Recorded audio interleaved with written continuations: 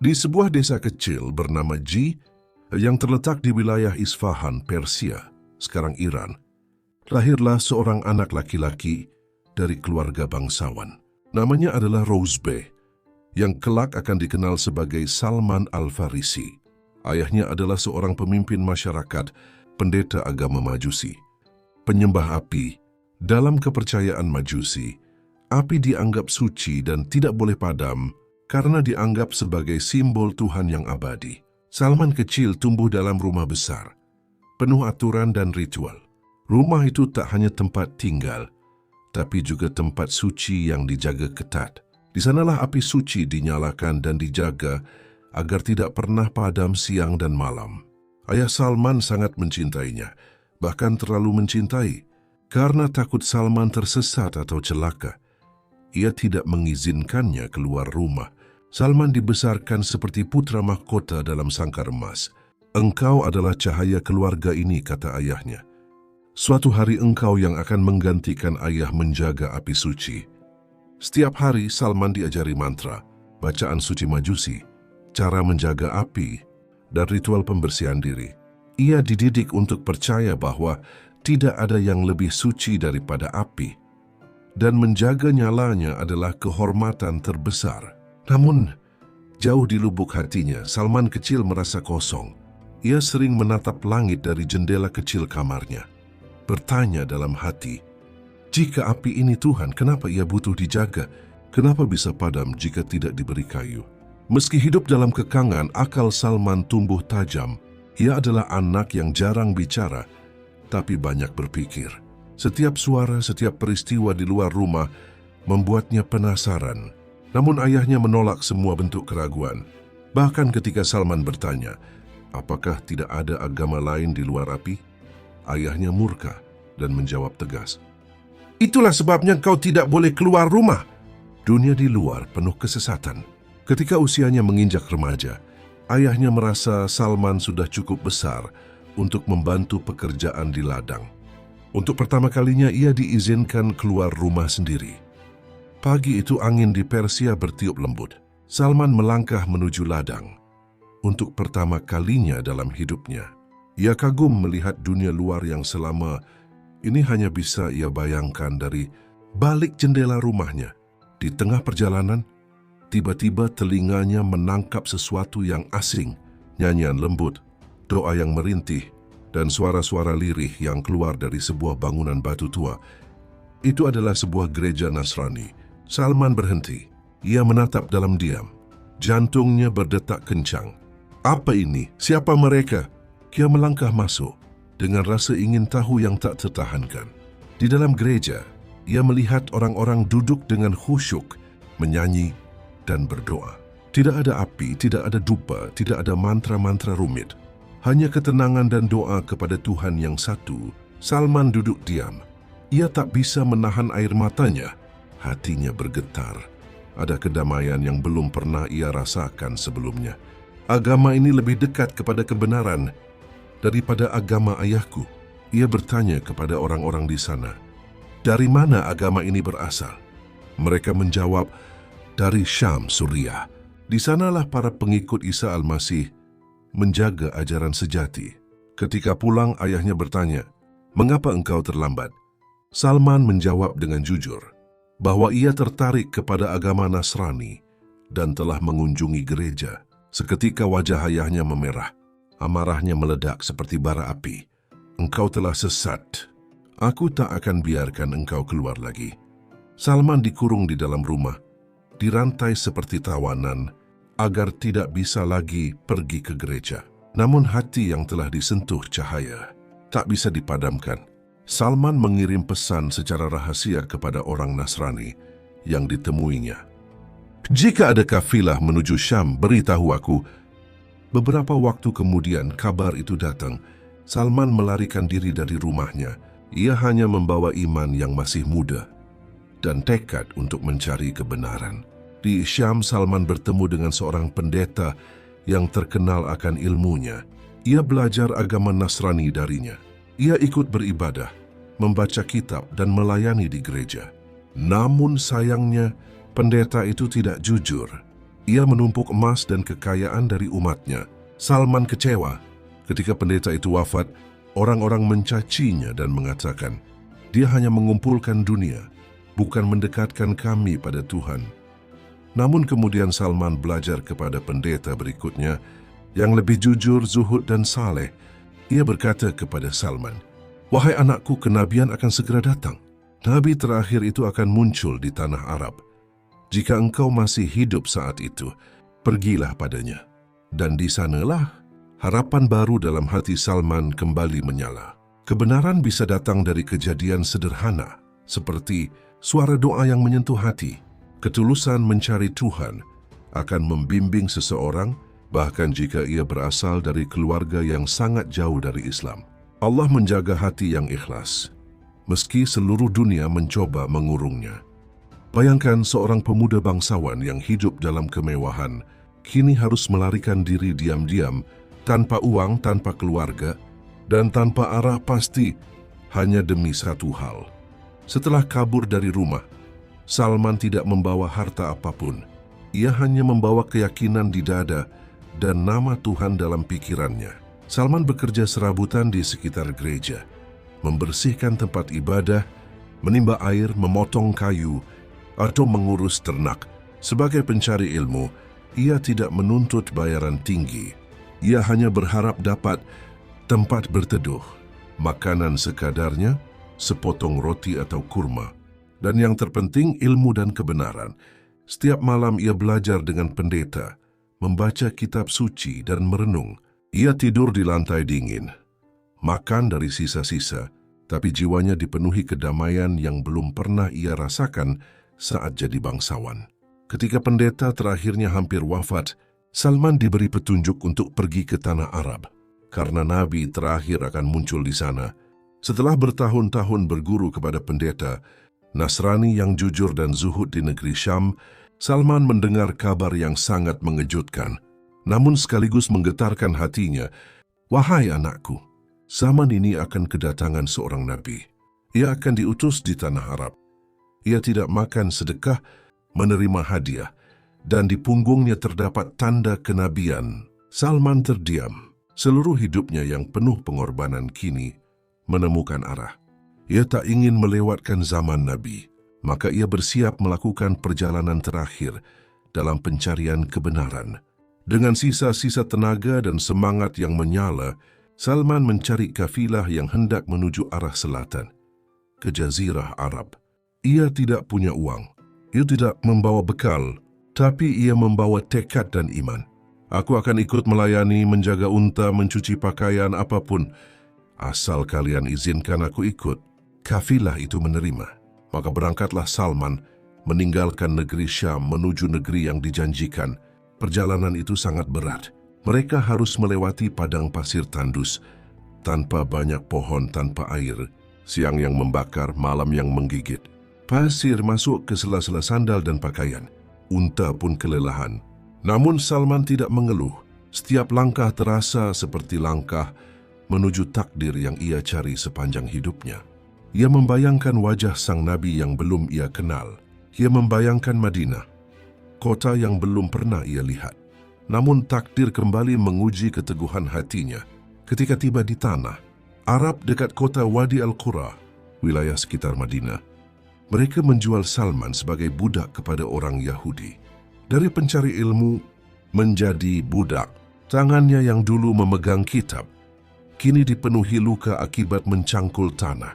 Tubuhnya yang dulu dimuliakan, kini diperas untuk bekerja keras di kebun kurma. Beberapa waktu kemudian, Salman dijual lagi kepada Yahudi dari Bani Quraizah yang tinggal di Yatsrib, kota yang kelak dikenal sebagai Madinah. Hatinya bergetar, ini kota yang disebut pendeta terakhirku. Inilah tempat Nabi terakhir akan muncul.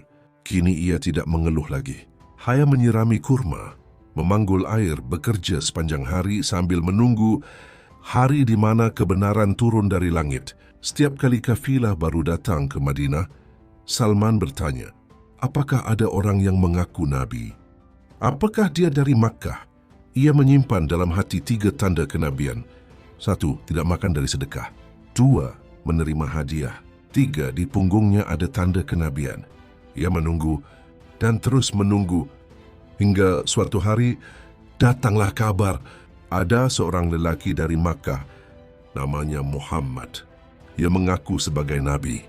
Salman tidak langsung menemui Rasulullah ketika mendengar kabar kedatangannya.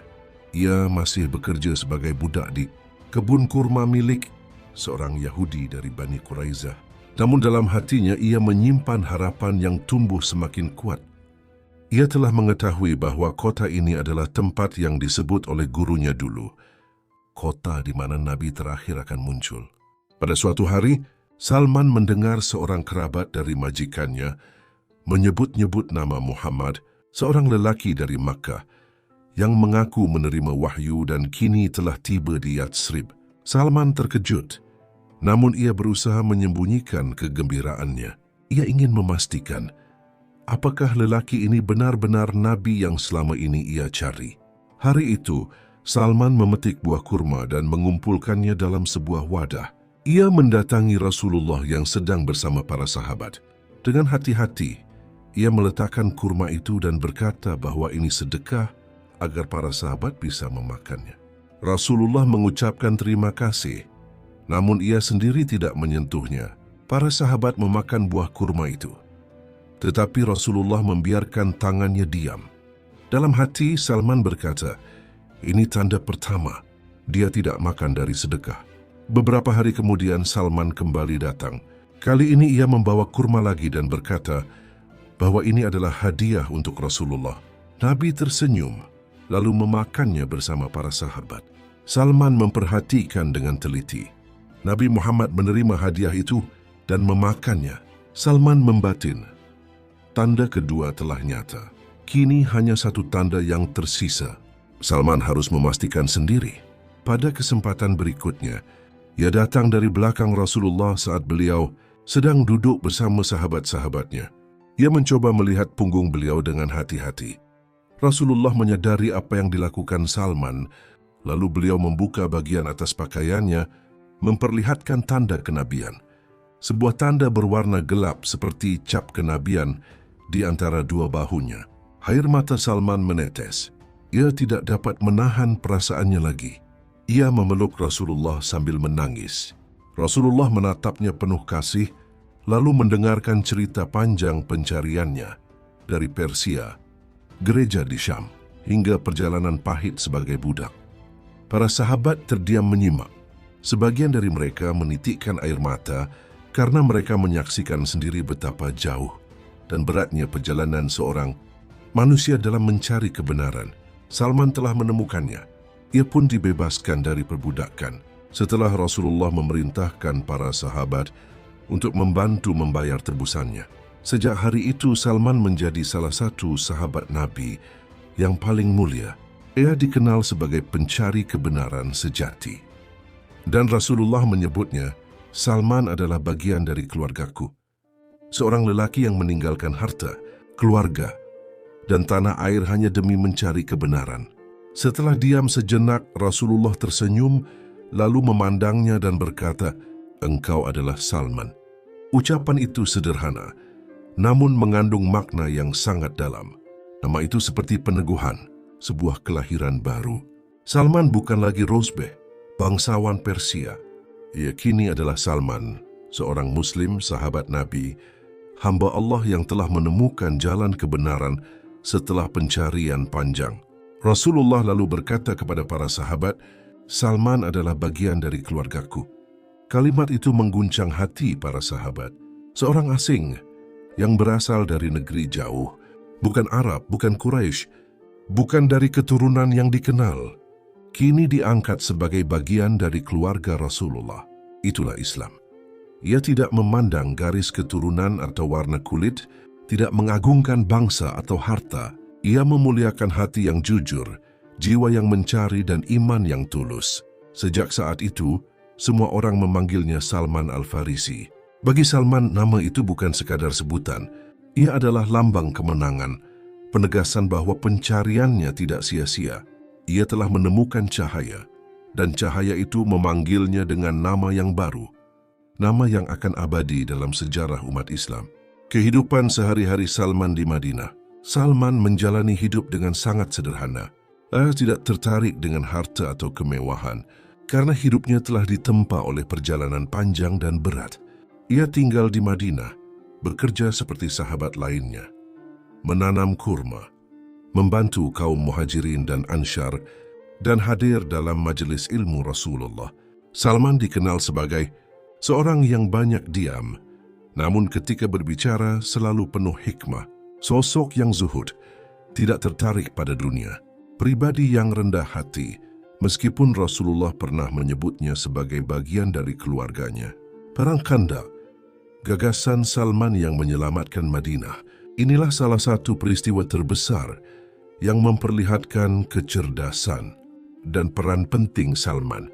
Tahun 5 Hijriah, Madinah dikepung oleh pasukan koalisi Quraisy dan sekutunya dalam jumlah besar.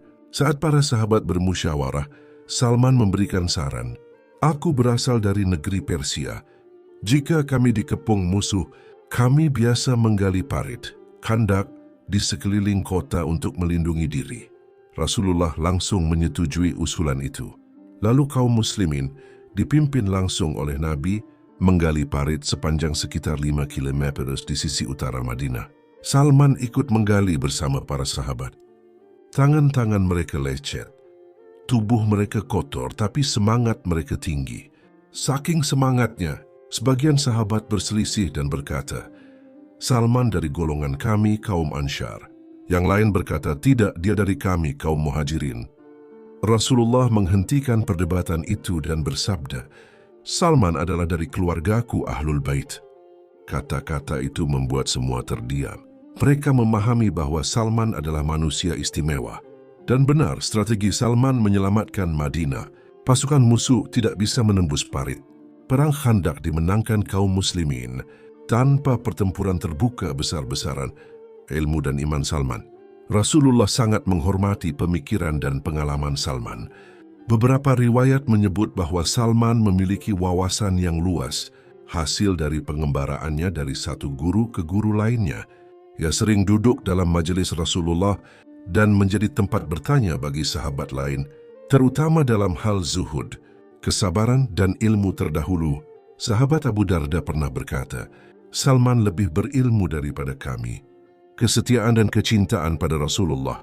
Salman adalah sahabat yang sangat setia dan penuh cinta kepada Rasulullah. Ia ikut serta dalam berbagai peristiwa penting setelah Perang Khandaq, seperti Perjanjian Hudaybiyah, Fathu Makkah, Perang Hunain, Tabuk. Ia tidak pernah absen jika Rasulullah memerintahkan dan selalu berada di barisan umat, bukan hanya sebagai prajurit, tetapi juga sebagai penasihat dan pemikir yang disegani. Salman bukan hanya sosok sahabat. Ia adalah lambang pencarian panjang menuju cahaya, dan ketika cahaya itu ditemukan, ia menjaganya dengan iman, amal dan cinta sejati. Saat kabar wafatnya Rasulullah sampai ke telinga Salman Al-Farisi, ia tidak bisa menahan tangisnya. Seluruh tubuhnya lemas, jiwanya seperti kehilangan cahaya. Bagaimana tidak? Sosok yang telah ia cari selama bertahun-tahun, yang ia temui setelah melewati gurun panjang, pengkhianatan, perbudakan, dan pengorbanan, kini telah kembali ke hadapan Allah. Salman tidak menangis seperti orang yang kehilangan tokoh biasa. Ia menangis seperti anak yang kehilangan ayah, seperti murid yang kehilangan guru satu-satunya, seperti hamba yang kehilangan cahaya petunjuk dalam gelapnya dunia. Ia duduk di tanah, memeluk lututnya, menunduk dalam diam, air mata jatuh satu persatu. Wajahnya tidak menampakkan ratapan keras, tapi kesedihan yang dalam dan menyesakkan dada. Dalam hati ia berkata, "Aku mencarimu sejak muda. Aku melewati negeri-negeri yang asing. Aku tinggalkan kemewahan Persia. Aku menjadi budak, hidup dengan luka. Tapi semua itu tak ada artinya dibanding saat ini. Saat aku harus kehilanganmu, wahai Rasulullah." Salman menjauh dari keramaian sejenak. Ia tidak ingin dilihat terlalu hancur, tapi sahabat-sahabat tahu, cinta Salman pada Rasulullah bukanlah cinta biasa. Ia datang bukan karena nasab, bukan karena satu kabilah, tapi karena keyakinan. Ia datang dari ribuan mil, hanya untuk menjadi bagian dari umat Muhammad. Setelah beberapa waktu, ia kembali berkumpul bersama para sahabat. Ia menguatkan orang-orang di sekelilingnya, meski dirinya sendiri sedang rapuh. Ia tahu Rasulullah telah wafat, tapi ajarannya belum mati, dan kini tugas merekalah menjaga warisan itu. Salman tidak pernah berubah. Ia tetap hidup zuhud, tetap rendah hati, dan tetap mengajarkan kebenaran. Tapi sejak hari itu, setiap kali ia menyebut nama Muhammad, suaranya sedikit bergetar. Dan setiap kali azan dikumandangkan, hatinya seperti teriris. Karena ia tahu Nabi yang sangat ia cintai tak lagi menjawab panggilan itu di bumi ini. Namun bagi Salman, Rasulullah tidak pernah benar-benar pergi. Ajarannya hidup di dada-dada para sahabat, dan ia adalah salah satu penjaga cahaya itu. Hari-hari setelah wafatnya Rasulullah adalah masa yang paling sunyi dalam hidup Salman. Madinah tidak lagi sama. Suara Nabi yang biasanya terdengar di masjid, ajarannya yang disampaikan dengan penuh kelembutan, dan senyumnya yang memberi harapan, kini telah tiada. Salman lebih banyak menyendiri. Ia sering duduk lama di Masjid Nabawi setelah salat, menatap ke arah tempat Nabi biasa duduk, lalu menunduk dalam diam. Hatinya terus berzikir, namun kerinduan dalam jiwanya tidak pernah reda. Suatu malam seorang sahabat menemuinya dan bertanya, "Wahai Salman, mengapa engkau tampak berbeda?" Ia menjawab pelan, "Bagaimana aku bisa sama seperti dulu? Kekasihku telah tiada. Dulu setiap kali aku gelisah, aku datang dan duduk di dekat beliau.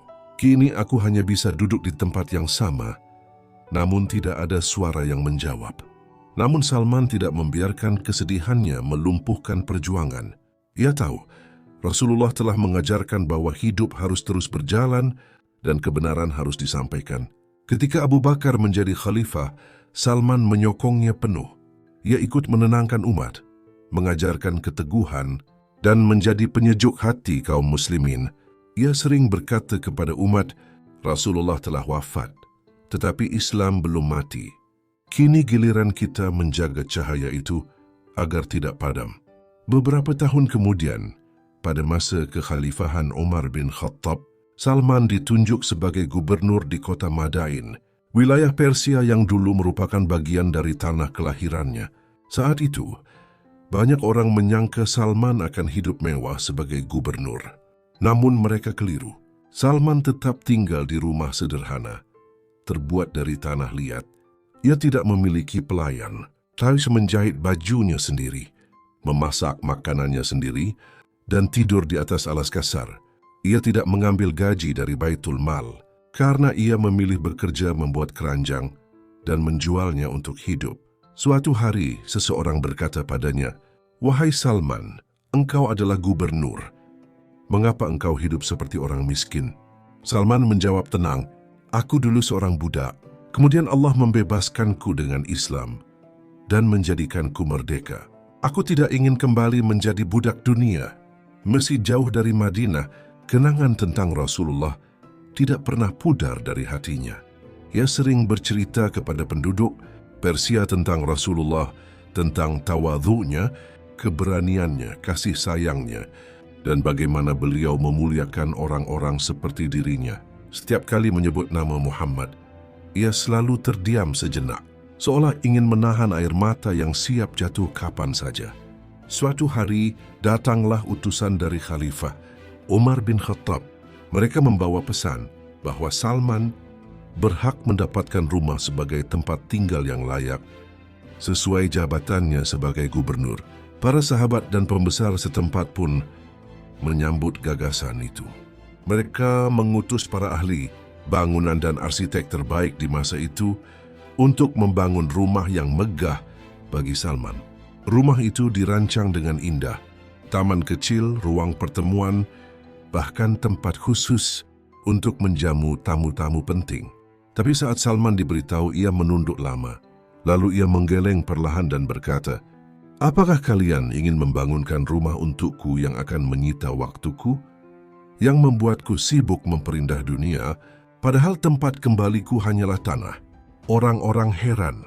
Mereka mencoba membujuk, "Wahai Salman, ini bukan untuk bermegah-megah. Engkau seorang pemimpin, engkau butuh tempat yang layak. Namun Salman tetap menolak. Ia tidak ingin rumahnya membuat ia lalai. Ia tahu betapa cepatnya dunia berlalu dan betapa sempitnya liang kubur yang akan ia tempati nanti. Melihat keteguhan Salman, salah seorang sahabat yang dekat dengannya bertanya, "Kalau begitu, rumah seperti apa yang engkau inginkan, wahai Salman?" "Buatkan aku rumah yang jika aku berdiri, hampir menyentuh kepalaku, dan jika aku berbaring, hampir menyentuh kakiku. Itulah rumah yang cukup untukku di dunia ini." Permintaan itu membuat semua terdiam. Akhirnya, mereka membangun rumah mungil dari tanah liat, sederhana, tanpa hiasan, tanpa taman, hanya cukup untuk satu orang tidur dan berdiri. Rumah itu menjadi tempat tinggal Salman hingga akhir hayatnya. Tidak ada yang megah, tidak ada kemewahan. Tapi dari situlah lahir kebijaksanaan, kesederhanaan, dan keteladanan yang menggetarkan jiwa. Salman hidup bukan untuk membangun istana, tapi untuk menyiapkan perjalanan pulang ke kampung akhirat, ke tempat di mana orang seperti dirinya telah dijanjikan surga. Ketika menjadi gubernur di Madain, Salman hidup tanpa mengambil gaji, membuat keranjang dari daun kurma, dan menjualnya untuk makan sehari-hari. Padahal ia bisa hidup mewah dengan kedudukannya. Keistimewaannya bukan pada kemampuan supranatural, tapi pada kemampuan menundukkan hawa nafsu. Suatu karomah besar yang sangat jarang bisa dicapai manusia. Allah menjaga hati Salman agar tidak terpikat dunia, padahal dunia ada di tangannya. Zuhud semacam ini adalah karomah batiniah yang sangat tinggi, lebih sulit dicapai daripada berjalan di atas air atau terbang di udara. Kemuliaannya diakui langsung oleh Rasulullah. Rasulullah bersabda tentang Salman, "Salman mina ahlul bait." Salman adalah bagian dari keluargaku, ahlul bait. Ucapan ini adalah pengakuan langsung dari Rasulullah, sebuah kedudukan yang sangat tinggi. Sebab ahlul bait adalah keluarga Nabi yang suci dan terjaga. Disebutkan dalam beberapa riwayat bahwa doa Salman sering dikabulkan. Ia dikenal sebagai orang yang apabila berdoa, Allah mengabulkannya karena kesucian hati dan kedekatannya dengan Allah. Ia jarang berdoa untuk dunia, tapi jika ia memohon untuk orang lain atau untuk keselamatan umat, Allah memperkenankan doanya. Salman tidak dikenal karena mujizat yang mencolok mata, tapi karomahnya adalah hidup yang luar biasa sederhana, namun penuh hikmah dan keberkahan. Ia adalah lambang dari kekuatan ruhani, kecerdasan hati dan kejernihan iman. Menjelang akhir hayatnya, Salman Al-Farisi tinggal di kota Madain, Persia, sebagai seorang yang sangat dicintai oleh masyarakatnya. Meski usianya telah lanjut dan tubuhnya melemah, ruhnya tetap kuat dan penuh cahaya. Ia tahu, waktunya untuk kembali kepada Allah sudah dekat. Suatu hari, tubuhnya semakin melemah. Ia hanya bisa terbaring. Orang-orang terdekat mengelilinginya, wajah-wajah penuh kecintaan dan kesedihan. Mereka tahu, orang yang begitu mereka hormati sedang berada di ujung hidupnya. Maka mereka mendekat, duduk di sampingnya dan meminta wasiat. Dengan suara lemah tapi tenang, Salman berkata, "Wahai saudaraku, ketahuilah, aku dulu seorang bangsawan Persia hidup dalam kemewahan dan istana. Tapi aku meninggalkannya demi mencari kebenaran. Aku menjadi budak, dijual dari tangan ke tangan, hidup dalam kelelahan dan luka. Tapi aku tidak menyesal, karena semua itu membawaku kepada Muhammad, Rasulullah yang mulia." Ia menarik napas, lalu melanjutkan, "Dunia ini sebentar. Apapun yang engkau kejar, semuanya akan berlalu. Makanan akan habis, pakaian akan lusuh, rumah akan runtuh. Tapi amalmu itulah yang akan tinggal bersamamu." Lalu ia berkata, "Jangan kau takut menjadi miskin karena meninggalkan dunia. Takutlah jika engkau miskin di akhirat karena terlalu mencintai dunia." Mata orang-orang mulai berkaca-kaca. Mereka mendengarkan dengan khidmat. Kemudian Salman menunjuk ke arah keranjang dari daun kurma yang biasa ia buat sendiri. "Itulah penghasilanku. Aku tidak mengambil harta umat. Aku tidak ingin kelak aku berdiri di hadapan Allah dengan beban dari orang-orang yang aku pimpin." Ia kemudian berkata dengan suara semakin lirih, "Bila aku wafat nanti, kafanilah aku dengan kafan yang sederhana. Karena aku mendengar Rasulullah bersabda, hiduplah seperti musafir dan jadilah seperti orang asing di dunia ini. Aku ingin wafat seperti musafir yang telah sampai di tujuan." Beberapa saat kemudian ia tersenyum lemah. Tatapan matanya menatap ke langit-langit, seakan melihat sesuatu yang tidak bisa dilihat oleh mata orang-orang di sekitarnya. Bibirnya bergetar mengucap, "La ilaha illallah, Muhammadur Rasulullah." Dan Salman pun wafat dengan wajah tenang dalam keadaan ridha dan diridai. Tidak ada istana, tidak ada harta, tapi langit dan bumi menangisi kepergiannya. Orang-orang yang memandikan jasadnya menangis. Mereka memandikannya dengan air biasa, mengkafaninya dengan kain sederhana seperti yang ia pinta. Ketika dikuburkan, mereka semua merasa bahwa bumi telah kehilangan satu cahaya, tapi langit telah menerima satu bintang yang pulang dengan penuh kemuliaan. Begitulah akhir hidup Salman Al-Farisi. Ia datang dari istana Persia dan pergi ke liang kubur dengan jiwa merdeka. Ia tidak membawa dunia, tapi ia membawa iman, cinta, dan pengabdian kepada Rasulullah. Semoga Allah meridainya dan menjadikan kita pengikut jejaknya. Salman Al-Farisi telah pergi, namun jejak langkahnya tertinggal kuat dalam sejarah umat Islam. Ia bukan sahabat yang banyak meriwayatkan hadis, bukan pula panglima yang memimpin pasukan besar, tapi ia adalah cahaya dalam kegelapan, pelita bagi mereka yang mencari kebenaran sejati. Ia pernah menjadi anak bangsawan, lalu menjadi budak. Ia pernah hidup dalam kemewahan, lalu memilih jalan kesederhanaan.